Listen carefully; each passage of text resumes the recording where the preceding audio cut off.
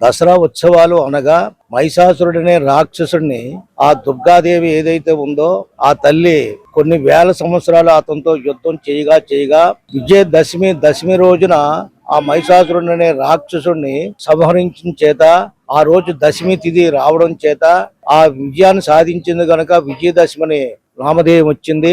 అలాగే ఇప్పుడు చూసుకుంటే కొద్ది రోజుల తర్వాత ముందు మహారాజుల పరిపాలనలో వాళ్ళు భక్తులకి ఆ యుద్ధం తాలూకు సామగ్రికి ఈ శక్తి పూజ చేసేవారు. అలాగా రాను రాను క్రమేపంగా ఇప్పుడు బస్సులు, వాహనాలు, మిల్లులు, ఫ్యాక్టరీలకి కూడా ఇది అవతరించింది.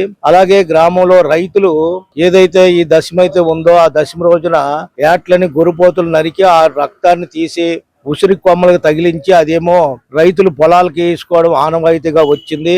అలాగే విశేషం ఏంటంటే ఇప్పుడు పెద్దపాడు గ్రామంలో శ్రీ మృత్యుంజయేశ్వర యువజన కమిటీ సభ్యులు మరి గ్రామ పెద్దల ద్వారాన ఈ రోజు ఇక్కడ కోరాడ అమ్మన్న గారి కుమారుడు కోరాడ లక్ష్మీనారాయణ జ్యోతమ్మ దంపతుల చేత ఈ 9 నవగ్రహాలు ప్రతిష్టాపన జరిగింది. దానికి నేను పూజారిగా నిలబడి నన్ను చేయించారు. ఈ రోజున ఎంతటి మహోత్సవ కార్యక్రమానికి ఈ గ్రామ ప్రజలు మా కుర్రవాళ్ళు అందరూ సహాయ సహకారాలతో ఇంతటి కార్యక్రమం జరుగుతున్నది.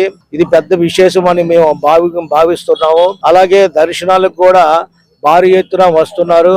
ఇది మరీ విశేషం ఏంటంటే ఇంతకు ముందల్లా నవరాత్రులు అనగా 9 రాత్రులు మాత్రమే. అలాంటిది ఇప్పుడు తిథులు తేడా వల్ల 11 రోజులకి పెరిగి ఇది దసరా అక్టోబర్ 2కి పెరిగింది.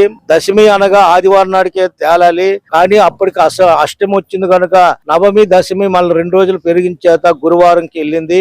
ఈ విశేషంలో మాకు ఇదొక అవకాశం. 9 గ్రహాలు పెట్టడం, ఈ విశేషమైన పూజలు జరగడం ఇది అదృష్టంగా భావిస్తున్నాం.